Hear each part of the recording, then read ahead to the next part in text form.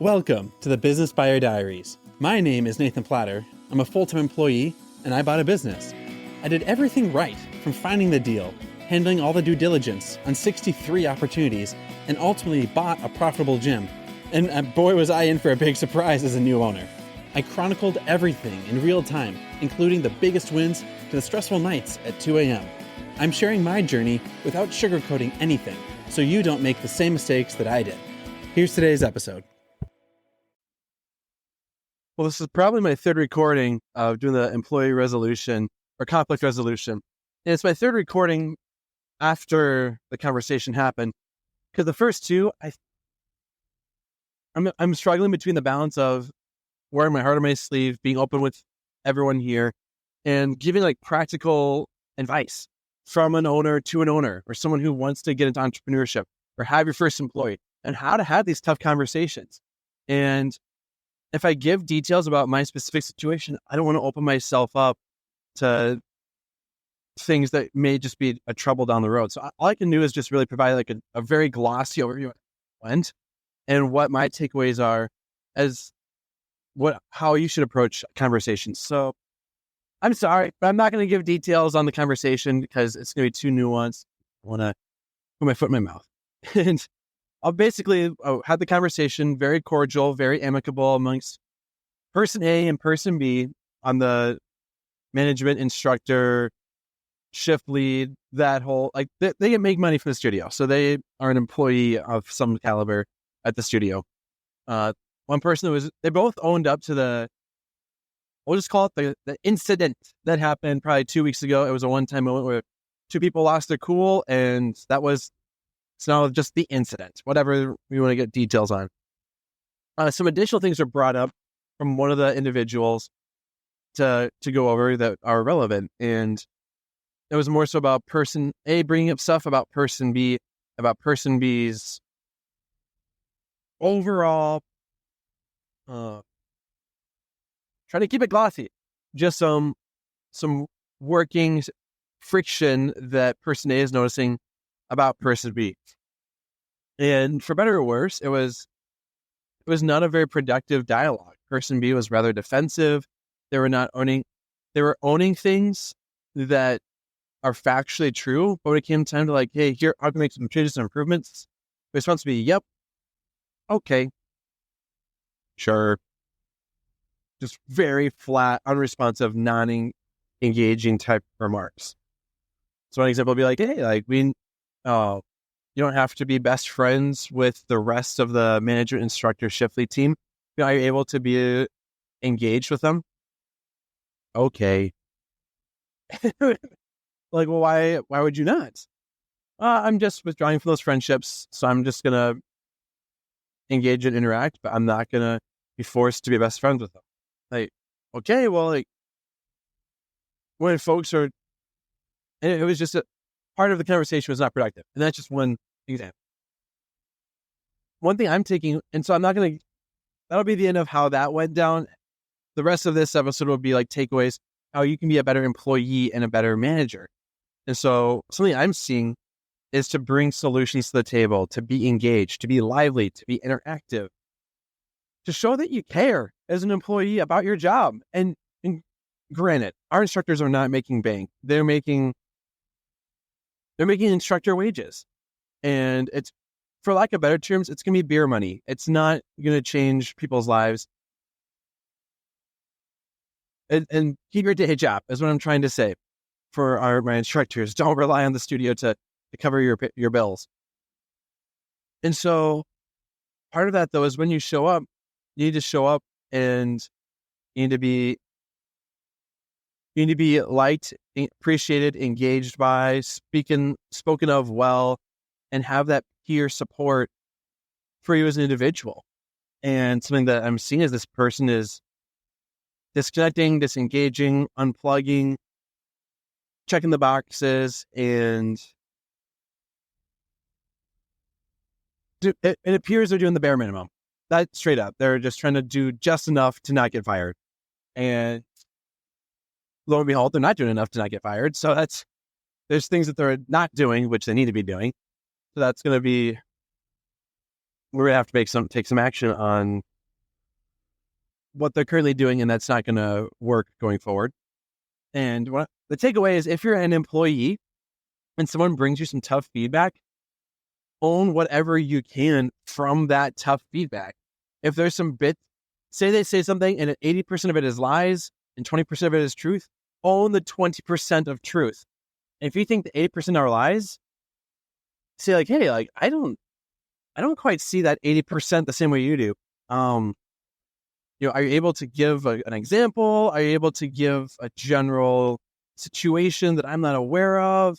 I want to see what you're seeing so that I can improve across the 100% of what you're bringing.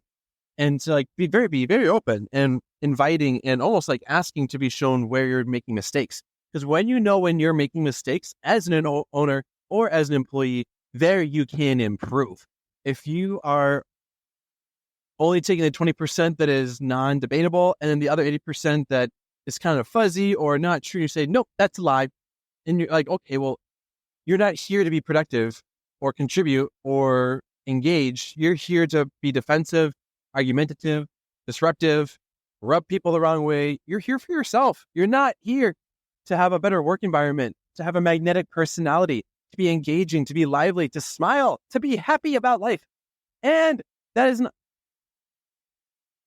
What does an employer want? An employer wants an engaged, happy, proactive, problem-solving, value-creating, positive ethos, good team player kind of individual. You can train on the rest of the little nitty-gritties if people don't know it. And so that's one situation. If someone brings 100% of a situation, 80% are lies, 20% are truth, instantly own the 20%. Say, yeah, I am not... You're right. You're spot on. 20%, hands down, agree. Here's where I think I could improve. Is that kind of what you would see too? Okay, cool. Here's how I can improve on that 20%. Awesome. I'd love to proceed with improving there. Cool. On that 80%, I don't quite fully agree. I'm not saying you're wrong. I just don't see the way you see it. Can we like get an example or a situation or get some added context? I just want to know like what you're seeing, because I'm definitely seeing it from a different angle, and I want to improve in this area. And to show that you care, because I don't think enough people show that they care. So quickly change here. Cool. And so that's something that is needed on that front of things. What else? As an owner and employer, the way I approach the conversation is to more sit back and allow, and fortunately the person A and person B both very mature, adult, engaged. They're not like 18 to 22 years old. So they've worked in companies before. They know how to have these kinds of conversations. So that was very good. As an employer, just to set the stage on, hey, thank you both for coming. We're here because of the incidents that I'm sure you're both aware of.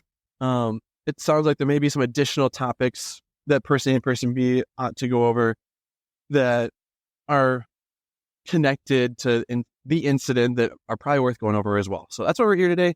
And the goal is to walk away with action items or things to improve the studio, the instructors, the managers, the shift leads, or the member experience, so that this is a valuable conversation. So they establish why we're here, what the goal is, what we're aiming to walk away from, and set the stage, and then just sit back and if the folks are able to lead the conversation, sit back and let them run the conversation. And fortunately here they could. There wasn't a lot of hand-holding.